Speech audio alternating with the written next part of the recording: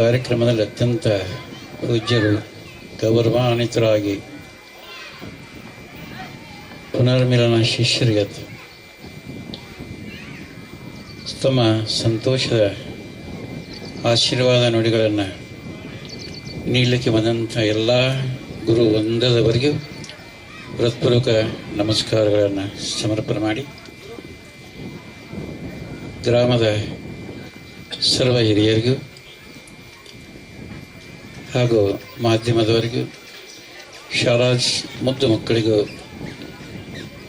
ಸದ್ಗುರುವಿನ ಶುಭಾಶೀರ್ವಾದಗಳನ್ನು ಕೋರಿ ಒಂದೆರಡು ಮಾತು, ಯಾಕೆ ವೇಳೆಯ ಅಭಾವ, ಸಾಕಷ್ಟು ವೇಳೆ 2 ಗಂಟೆ ಆಗ್ತಾ ಬಂದದ್ದು, ತಾವೆಲ್ಲ ಇನ್ನೂ ಉಪವಾಸ ಇದ್ದೀರಿ.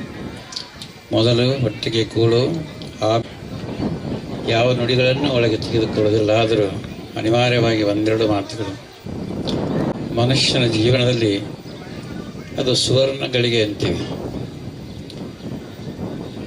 ಜೀವನದ ಪ್ರಥಮ ಪಾಠದಲ್ಲಿ ಮನುಷ್ಯ ಜ್ಞಾನದ ಒಂದು ಮಾರ್ಗವನ್ನು ಹಿಡಿಯುವಂಥ ಮೊದಲನೇ ದಾರಿ ಯಾವುದಪ್ಪ ಅಂದರೆ ನಮ್ಮ ಪ್ರಾಥಮಿಕ ಶಿಕ್ಷಣದ ಪ್ರಥಮ ಎತ್ತಿ.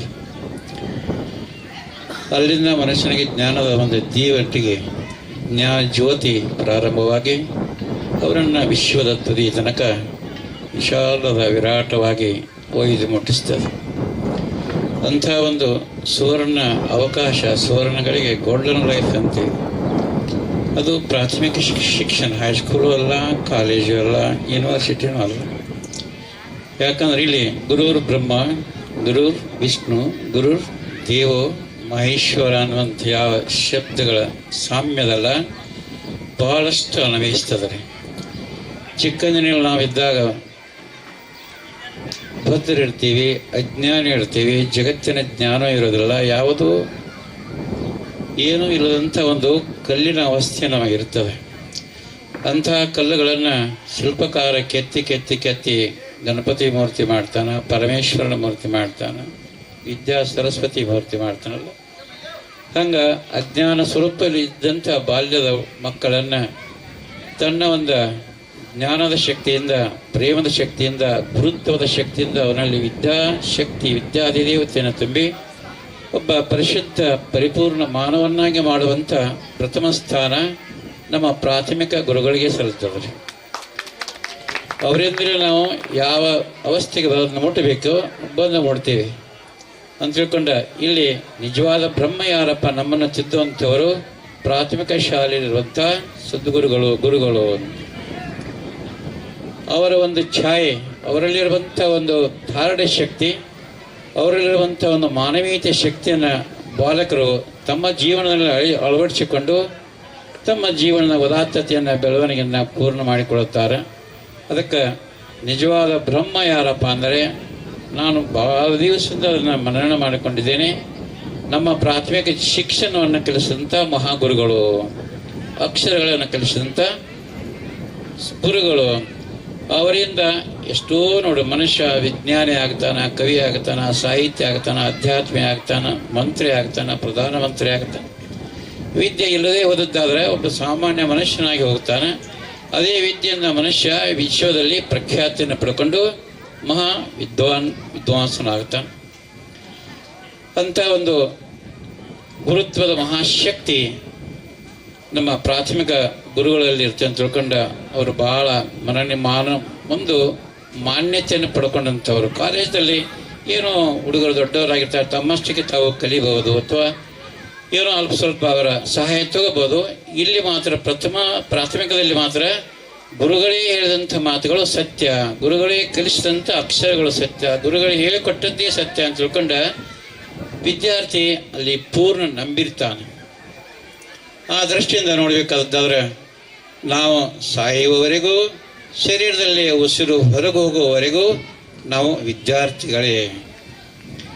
ಕಲಿಯುವುದು ಎಷ್ಟು ಜನ್ಮಗಳಾದರೂ ಮುಗಿಯೋದು ಸಾಧ್ಯ ಇಲ್ಲ. ಈ ವಿರಾಟ ವಿಶ್ವದಲ್ಲಿ ಪರಮಾತ್ಮನ ನಿರ್ಮಾಣ ಮಾಡಿದಂಥ ಮಹಾಜ್ಞಾನ ಶಕ್ತಿ, ವಿಜ್ಞಾನ ಶಕ್ತಿ ಏನದವಲ್ಲ, ಈ ಒಬ್ಬ ಮನುಷ್ಯ ಪೂರ್ಣ ಮಾಡಿಕೊಳ್ಳಬೇಕಾದದ್ದಾದ್ರೆ ಸಾಕ್ಷಾತ್ಕಾರದವರೆಗೆ ಹೋಗಿ ಮುಟ್ಟಬೇಕಾದ್ರೆ ಎಷ್ಟೋ ಜನ್ಮಾಂತರಗಳು ಬೇಕಂತ ಹೇಳ್ತಾರೆ. ಆ ದೃಷ್ಟಿಯಿಂದ ಎಲ್ಲವನ್ನೂ ಕಲಿಯಲಿಕ್ಕೂ ಸಾಧ್ಯ ಇಲ್ಲ, ಆದರೂ ಹೆಚ್ಚು ಕಲಿಯುವಂಥ ಒಂದು ಪ್ರವೃತ್ತಿ, ಅಭಿಲಾಷೆ, ಜಿಜ್ಞಾಸು ವೃತ್ತಿ ಮನುಷ್ಯನಿಗೆ ಸತತವಾಗಿ ನಿರಂತರವಾಗಿ ಶ್ವಾಸಕೋಶದಲ್ಲಿ ಶ್ವಾಸ ಇರುವಂತೆ ಕಲಿಯುವಂಥ ಪ್ರವೃತ್ತಿ ನಿರಂತರವಾಗಿ ಇರಬೇಕಾಗ್ತವನೇ ನಿಜವಾದ ಈ ಸೃಷ್ಟಿಯ ಬ್ರಹ್ಮನ ಅಥವಾ ಪರಮಾತ್ಮನ ವಿದ್ಯೆಯನ್ನು ಕಲಿಯುವಂಥ ವಿದ್ಯಾರ್ಥಿ ಆಗ್ತಾನೆ. ಹಂಗೆ ನಾವು ಎಷ್ಟು ಕಲಿತರೂ ಅಪೂರ್ಣನೇ, ಎಷ್ಟು ದೊಡ್ಡವರಾದರೂ ಅಪೂರ್ಣರೇ, ಅದು ಮುಗಿಯದ ವಿದ್ಯೆ. ಅಂಥ ವಿದ್ಯೆಯನ್ನು ಗುರುಗಳು ನೋಡಿಲ್ಲ, ಅಧ್ಯಾತ್ಮದ ವಿದ್ಯಾ ಗುರುಗಳಿಗೂ ಮತ್ತು ನಮ್ಮ ಈ ಶಾಲೆಯ ಪ್ರಾಥಮಿಕ ಗುರುಗಳಿಗೂ ಸ್ವಲ್ಪ ಸಣ್ಣ ಅಂತರ ಇರ್ತದೆ ರೀ. ಏನಪ್ಪ ಅಂದ್ರೆ ಪ್ರಾಥಮಿಕ ಗುರುಗಳು ಏನು ಮಾಡ್ತಾರೆ, ತಾವು ಕಲಿತಂಥ ವಿದ್ಯೆಯನ್ನು ಮಕ್ಕಳಿಗೆ ಕಲಿಸಿ ಗುರುಗಳು ಈ ಶಬ್ದಕ್ಕೆ ಯೋಗ್ಯರಾಗ್ತಾರೆ. ಅಧ್ಯಾತ್ಮದಲ್ಲಿ ಏನು ಬರ್ತದಪ್ಪ, ನಿರಂತರ ಅವ್ಯಾಹತ ಪ್ರಯತ್ನ, ಇದು ನಿರಂತರ ಚಿಂತನ, ನಿರಂತರ ಕಲಿಯುವಿಕೆಯಾದ ಕಾರಣ ಅಧ್ಯಾತ್ಮದ ಗುರುಗಳು ವಿದ್ಯಾರ್ಥಿಗಳೇ ಹೊರತು ಈ ಗುರುಗಳಷ್ಟು ಎತ್ತರ ಅವಸ್ಥೆದವರು ಅಲ್ಲ. ಯಾಕಂದ್ರೆ ಅವರು ಕಲಿಸಿದ್ದನ್ನು ಕಲಿಯುವಂಥವ್ರು, ಕಲಿಸುವಂಥವ್ರು ಗುರುಗಳಾಗ್ತಾರೆ, ಕಲಿಯುವಂಥವರು ವಿದ್ಯಾರ್ಥಿಗಳಾಗ್ತಾರೆ. ಆ ದೃಷ್ಟಿಯಿಂದ ಅಧ್ಯಾತ್ಮದ ಪರಿಪೂರ್ಣತೆಗಾಗಿ ನಿರಂತರ ಕಲಿಯಬೇಕಾಗುತ್ತೆ ಅಂತ ತಿಳ್ಕೊಂಡ ಎಲ್ಲ ಅಧ್ಯಾತ್ಮದ ಸತತ ಪ್ರಯತ್ನ ಜಿಜ್ಞಾಸುಗಳು ನಿರಂತರ ವಿದ್ಯಾರ್ಥಿಗಳೇ. ಅಂತಹ ಒಂದು ವಿದ್ಯಾರ್ಥಿ ಜೀವನದಿಂದಲೇ ತಮ್ಮ ಜೀವನವನ್ನು ಅವರು ಪೂರ್ಣ ಮಾಡಿಕೊಳ್ಳಬೇಕಾಗ್ತದೆ. ಇಲ್ಲಿ ಒಂದು ಕಲಿತು ಹೋದಂಥ ಮಕ್ಕಳು ಏನೇನೋ ಆಗಿ ತಮ್ಮ ಜೀವನವನ್ನು ಉದ್ಧಾರ ಮಾಡಿಕೊಂಡಿದ್ದಾರೆ. ಯಾರು ಡಾಕ್ಟರ್ ಆಗಿದ್ದಾರೆ, ಯಾರು ಇಂಜಿನಿಯರ್ ಆಗಿದ್ದಾರೆ, ಯಾರು ಸಾಹಿತಿಗಳಾಗಿದ್ದಾರೆ, ರಾಜಕಾರಣಿಗಳಾಗಿದ್ದಾರೆ. ಅದು ಈ ಗುರುಗಳ ಒಂದು ಜ್ಞಾನದ ಛಾಯಾ ಅಥವಾ ಕ್ಷೇತ್ರ ಅವರ ಮೆದುಳಿನಲ್ಲಿ ಪ್ರಸರಣವಾಗಿ ಅವರು ತಮ್ಮ ಜ್ಞಾನವನ್ನು ವಿಸ್ತಾರ ಮಾಡಿಕೊಂಡು ಜೀವನದ ಎಷ್ಟೆಷ್ಟು ಬಹುಮುಖಗಳಲ್ಲಿ ವಿಖ್ಯಾತಿಯನ್ನು ಪಡ್ಕೊಂಡಿದ್ದಾರೆ. ಇಷ್ಟೇ ನಮ್ಮ ಒಂದೇ ಊರಲ್ಲೆಲ್ಲ, ಪ್ರತಿಯೊಂದು ಊರಲ್ಲಿ ಸಹಿತ ಈ ವಿದ್ಯೆಯ ಒಂದು ಸಂಸ್ಥೆಯಿಂದಲೇ, ಪ್ರಾಥಮಿಕ ಅವಸ್ಥೆಯ ಸಂಸ್ಥೆಯಿಂದಲೇ ಮನುಷ್ಯನು ದೊಡ್ಡ ಮಾನವನಾಗಿ ಹೋಗಿದ್ದಾನೆ. ನೋಡಿ, ಅವರು ನಮ್ಮ ದುಮಾಸರು ಹೇಳಿದಂತೆ ಒಂದು ವಿಷಯ, ಎಲ್ಲರೂ ಪ್ರಾಥಮಿಕ ಶಾಲೆಯಿಂದ ಬಂದಂಥವರೇ ಮಹಾವಿಜ್ಞಾನಿಗಳಾಗಿದ್ದಾರೆ, ಸಾಹಿತಿಗಳಾಗಿದ್ದಾರೆ, ಕವಿಗಳಾಗಿದ್ದಾರೆ. ರನ್ನಪಂಪನಂಥ ದೊಡ್ಡ ಮಹಾಕವಿಗಳಾಗಿದ್ದಾರೆ. ಶಾಸ್ತ್ರಿ, ಮಹಾತ್ಮ ಗಾಂಧಿಯಂತೆ ಮಹಾನ್ ಜ್ಞಾನಿಗಳು, ಮಹಾಮಂತ್ರಿಗಳಾಗಿದ್ದಾರೆ. ಯಾರಿಂದಪ್ಪ ಅಂದರೆ ತಮ್ಮ ಮಾತೃಭಾಷೆಯಿಂದಲೇ ಬಂದಿದ್ದಾರೆ. ಮಾತೃಭಾಷೆ ಮನುಷ್ಯನ ಜೀವನದಲ್ಲಿ ಬಹಳ ಮಹತ್ವದ ಅಂಗದದು. ನಮಗೆ ಗುರುತಿಲ್ಲದಂತೆ ಆ ಶಬ್ದಗಳನ್ನು ಅರ್ಥ ಮಾಡಿಕೊಡ್ತದೆ. ಪರಭಾಷೆಯನ್ನು ನಾವು ಎಷ್ಟು ಕಲಿತು ಗೋಲ್ಡ್ ಮೆಡಲ್ ತಗೊಂಡರೂ ಅದರಲ್ಲಿ ನಮಗೆ ನಮ್ಮ ಮಾತೃಭಾಷೆಯ 4ನೇ ಹುಡುಗ ಎಷ್ಟು ಕನ್ನಡ ಬರ್ತದೆ, ಅಷ್ಟು ಇಂಗ್ಲೀಷ್ MA PhD ಅದು ಮನುಷ್ಯನಿಗೆ ಇಂಗ್ಲೀಷ್ ಬರ್ತದೆ ಅನ್ನಲಿಕ್ಕೆ ಬರೋದಿಲ್ಲ ರೀ. ಆ 4ನೇ ಹುಡುಗ ಎಷ್ಟೋ ಹೊಸ ಶಬ್ದಗಳನ್ನು ಅರ್ಥ ಮಾಡ್ಕೊತಾನೆ, ಹೊಸ ಶಬ್ದಗಳನ್ನು ಉಚ್ಚಾರ ಮಾಡ್ತಾನೆ ತನ್ನ ಶರೀರ ಮತ್ತು ಒಂದು ಮಾನಸಿಕ ಅವಸ್ಥೆಯಿಂದ. ಪರಭಾಷೆ ನಾವು ಕಲಿತು ಕಂಠಪಾಠ ಮಾಡಿದಷ್ಟೇ ನಮ್ಮ ಭಾಷೆ ಹೊರತಾಗಿ ಸ್ವಗತ ಭಾಷೆ ಆಗೋದಿಲ್ಲ. ಆ ದೃಷ್ಟಿಯಿಂದ ಕಲಿಯುವಂಥ ವಿದ್ಯೆ ಪರಿಪೂರ್ಣ ಆಗಬೇಕಾದದ್ದಾದರೆ ಒಂದು ಭಾಷೆ ಆದರೂ ಪರಿಪೂರ್ಣ ಬರಬೇಕಾಗ್ತದೆ. ಮಾಧ್ಯಮದಲ್ಲಿ ಕನ್ನಡ ಇದ್ದರೆ ಕನ್ನಡ, ಮರಾಠಿ ಇದ್ದರೆ ಮರಾಠಿ, ಹಿಂದಿ ಇದ್ದರೆ ಹಿಂದಿ, ಇಂಗ್ಲೀಷ್ ಇರ್ಬೋದು. ಆದರೆ ಯಾರು ಅವ್ರದ್ದು ತಾಯಿ ಭಾಷೆ ಇರ್ತದೆ, ಮಾತೃಭಾಷೆ ಇರ್ತದೆ, ಅದರಲ್ಲಿ ಅವರು ಕಡ್ಡಾಯವಾಗಿ 7ನೇ ಇತ್ಯವರೆಗಾದರೂ ಅಭ್ಯಾಸ ಮಾಡಿದ್ದಾದ್ರೆ ಅವರ ಶಿಕ್ಷಣದ ಒಂದು ಫೌಂಡೇಶನ್ ಏನು ತರಹದಿ ಅಂತೀವಿ, ಅದು ಅವರು ಇಲ್ಲೇ ಕಲೀಲಿ, ಕೆಂಬ್ರಿಡ್ಜ್ಗೆ ಹೋಗಲಿ, ಅವರ ಜೀವನಕ್ಕೆ ಆಧಾರ ಸ್ತಂಭ ಆಗ್ತದೆ ಅಂತ ತಿಳ್ಕೊಂಡು ಯಾವ ಭಾಷೆಯಲ್ಲಿ ಮಾತೃಭಾಷೆ ಇರ್ತದೆ, ಮಾತೃಭಾಷೆಯಲ್ಲಿ ಅವರು ಕಲಿತು ವಿದ್ಯೆಯನ್ನು ಪೂರ್ಣ ಮಾಡಿಕೊಳ್ಬೇಕಾದ್ರೆ ಅವರ ನಿಜವಾದ ಶಿಕ್ಷಣ ಅಂತೇಳಿ ಎಲ್ಲ ಶಾಸ್ತ್ರಕಾರರು, ಶಾಸ್ತ್ರಜ್ಞರು ಹೇಳಿದ್ದಾರೆ. ಅದನ್ನು ದುಬಾಣಸರು ಹೇಳಿದ್ರೆ ಇಲ್ಲೆಲ್ಲ ನಮ್ಮ ಹುಡುಗರು ಕಡಿಮೆ ಆಗ್ತಾ ಇದ್ದಾರೆ.